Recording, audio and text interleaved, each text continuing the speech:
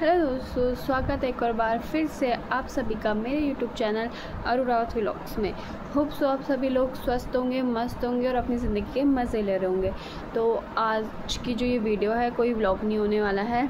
अभी मैं ये वीडियो जस्ट शाम को या शूट कर रही हूँ। क्यों कर रही हूँ तो ये है, एक मेरी प्यारी सब्सक्राइबर है रितिका नाम से, तो उन्होंने मेरे से क्वेश्चन किया है मेरे कॉलेज के regarding. State school of nursing या स्टेट कॉलेज ऑफ नर्सिंग जो आप बोल सकते हैं, जो कि है चंदन नगर में गवर्नमेंट कॉलेज है। और जिनको नहीं पता है तो गवर्नमेंट कॉलेज जो है, जो नर्सिंग के कॉलेज होते हैं, उनके जो है इंट्रेंस एग्ज़ाम होते हैं। उसके बाद जो रैंक निकलती है उसके हिसाब से बच्चों को कॉलेज मिलता है। तो ये जो मेरी सब्सक्राइबर है मतलब रितिका, तो इनको मेरा ही कॉलेज अलॉट हुआ है, nursing college state school of nursing allot हुआ है। तो इनको उसके रिगार्डिंग कुछ क्वेश्चन थे, तो इन्होंने मेरे को कमेंट में बोला था कि इनको हॉस्टल लेना चाहिए कि नहीं लेना चाहिए। पहले तो सबसे पहले आपको कॉन्ग्रेचुलेशन कि आपको सरकारी सीट से आपको स्टेट स्कूल ऑफ नर्सिंग मिला है। ये बहुत बड़ी बात है कि स्टेट स्कूल ऑफ नर्सिंग मिला है, क्योंकि बहुत बच्चे आना चाहते हैं पर बहुतों की रैंक ना होने की वजह से उनको नहीं मिलता है। तो सबसे पहले आपको कॉन्ग्रेचुलेशन कि जिनको state school of nursing allot हुआ है। तो रही बात, तो पहले जब एडमिशन होता है तो एडमिशन के टाइम पे आप लोगों से जो है फ़ीस वगैरह लगती है। एडमिशन होता है, एडमिशन होने के बाद 1-2 महीने बाद आप लोगों को कॉलेज बुलाया जाता है। उसके टाइम पे अगर आपको एडमिशन के टाइम पे बताया होगा कि हॉस्टल, तो इनका क्वेश्चन था कि हॉस्टल के रिगार्डिंग कि हॉस्टल में रहूँ या ना रहूँ। तो आपका क्वेश्चन मेरे से था कि मुझे हॉस्टल लेना चाहिए कि नहीं लेना चाहिए। तो फ्रॉम माय साइड तो आपको अगर ना ही ले तो बेटर है, क्योंकि हॉस्टल में क्या है, बहुत सारे रूल्स होते हैं जो आपको फॉलो करने होते हैं। क्योंकि जो हॉस्टल होते हैं उसमें जैसे हमारे मंथ में 4 संडे होते हैं, तो सिर्फ 2 संडे को आउटिंग मिलती है, मतलब सिर्फ आपको 2 संडे ही बाहर जाने दिया जाता है। और जैसे कि बोलते हैं ना कि अपने मन का कुछ, अगर आपको कहीं घूमना है या कहीं बाहर जाना है तो उसके लिए एप्लीकेशन लिखो, प्रिंसिपल का एप्लीकेशन लिखो, वार्डन का एप्लीकेशन लिखो, बहुत सारी चीज़ें होती है, बहुत सारे रूल हैं मतलब। तो अगर फर्स्ट ऑफ ऑल अगर आपके कोई देहरादून में रिलेटिव्स हैं या आप देहरादून के ही हो, आपका रूम या आप कॉलेज के आसपास हो या आप देहरादून से ही हो, तो आप मेरे हिसाब से आप घर से ही आओ।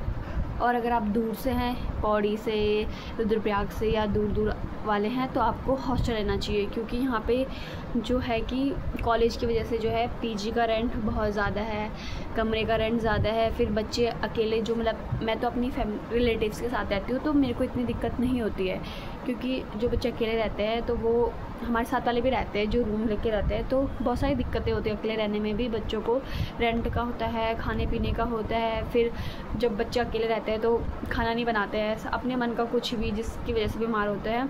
अगर आप लोग बाहर से हैं, तो अगर आप देहरादून से ही हो, आपका रूम देहरादून में है, आपके कोई रिलेटिव्स देहरादून में है या आप देहरादून में ही रहते हो, तो आप फिर घर से आओ। और अदरवाइज़ आप बाहर से हो तो आप हॉस्टल ले लो। बिकॉज ऑफ कोई बात नहीं, थोड़े रूल फॉलो करने पड़ेंगे, थोड़ा 4 साल 3 साल नहीं, उतना वैसे मज़े पूरे होते हैं कॉलेज में, ठीक है।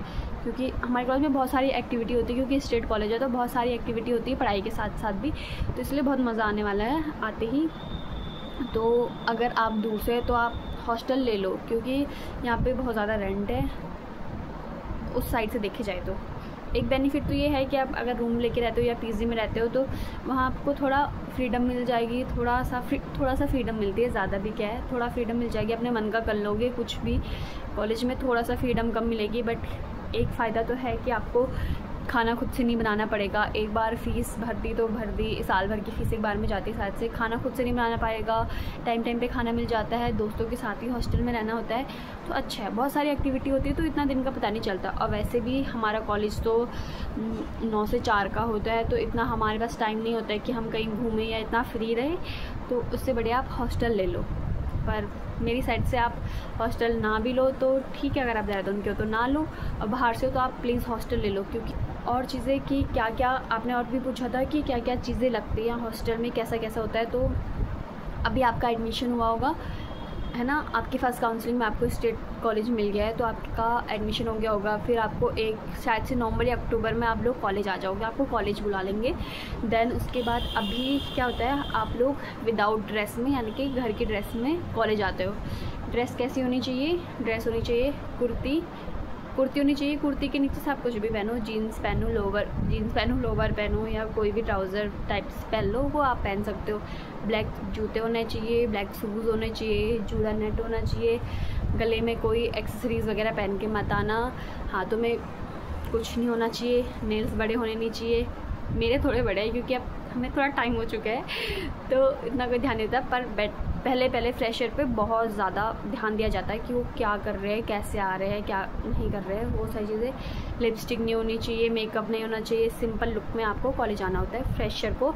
तो पहले तो विदाउट आते हैं, देन आपको कॉलेज से ही ड्रेस प्रोवाइड होती है, बट पैसे आप लोग देते हैं। ड्रेस के पैसे हमसे लिए जाते हैं और ड्रेस हमें कॉलेज से ही मिलती है। ड्रेस में क्या क्या मिलता है, 2 जोड़ी ड्रेस मिलती है, 2 जोड़े हमें एप्रेन मिलते हैं, वाइट एप्रेन होते हैं जो हमारे, वो मिलते हैं, और एक ब्लैक कोट मिलता है। ब्लैक कोट में जैसे क्या होता है, जैसे कि अब सर्दियाँ आने वाली तो आप लोग सर्दियों में एडमिशन लोगे तो आपके पास जो भी, अगर आप अंदर से हाई नेक वगैरह पहनते हैं वो सारी चीज़ें ब्लैक होनी चाहिए। सब कुछ, अगर आप कुछ भी यूज़ कर रहे हो ब्लैक होना चाहिए। ब्लैक, अगर आप जो हेड पे टोपी होती है ब्लैक होनी चाहिए, हाई नेक ब्लैक होना चाहिए, मोजे तक भी ब्लैक होने चाहिए। फर्स्ट में वैसे तो प्रॉपर ही ड्रेस होनी चाहिए, बट फर्स्ट में बहुत ज़्यादा ध्यान देते हैं। ब्लैक शूज़ होने चाहिए, ब्लैक मोजे होने चाहिए। अंदर से अगर आप ड्रेस के साथ कोई हाई नेक वगैरह पहनेंगे तो वो भी ब्लैक होना चाहिए। ऐसे नहीं कि मतलब रंगले पिंगले जो बोलते हैं ना, वो नहीं होने चाहिए। देन उसके बाद क्या होता है, जैसे आपको ड्रेस मिल जाती है, ड्रेस मिलती है कॉलेज से, उसके बाद बात आती है बुक्स की। बुक्स आपको खुद से लेनी पड़ती है या आप अपने सीनियर, जैसे कि हम अब आप कॉलेज में आओगे तो हम आपके सीनियर हो जाएंगे, तो आप अपने सीनियर से ले सकते हो या अदरवाइज़ आप बुक स्टोर से ले सकते हो। बुक्स आपको कॉलेज से नहीं मिलती हैं। बुक्स होती हैं, उसके बाद अपनी नोटबुक होती है, पेन वगैरह आपके पास सारी चीज़ें होनी चाहिए। उसके बाद जब आप कॉलेज में आते हो तो आपको धीरे धीरे सारी चीज़ें बता दी जाती है। जैसे फिर आपका 3-4 महीने जैसे फ्रेशर होता है, फिर 2-3 महीने आपका पढ़ाई चलती है, फिर हमारी 2 महीने फिर हॉस्पिटल ड्यूटी लगती है।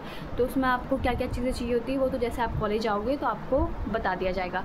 तो ये तो हो गया आपकी जनरल बातें जो आपने मुझे पूछी थी। हॉस्टल का मैंने आपको बता दिया, ड्रेस का मैंने आपको बता दिया, एंड देन आप जब कॉलेज आओगे तो आपको पता चल ही जाएगा कि क्या क्या चीज़ें होती है और कैसे कैसे होते हैं। पर मज़ा बहुत आता है स्टार्टिंग में जब फ्रेशर होते हैं तो मज़ा बहुत आता है। फ्रेशर को कहते हैं आते हैं, फिर उनकी फ्रेशर पार्टी होती है, फिर गेम्स होते हैं, बहुत सारे इवेंट होते हैं हमारे कॉलेज में, तो बहुत मज़ा आता है। तो आओ, आप लोगों का इंतज़ार है, हम लोगों को भी, हमारे जूनियर्स का। अब फाइनली हम लोग सीनियर्स कहलाएंगे, तो जल्दी से आइए आप लोग। जो यहीं पे ख़त्म करती हूँ क्योंकि मैं इतनी जानकारी दे सकती हूँ आपको, और अदरवाइज़ आपको सारी जानकारी आप जब कॉलेज आओगे, एडमिशन लोगे तो धीरे धीरे आपको पता चल जाएंगे क्या होता है, कैसे होता है, सब कुछ।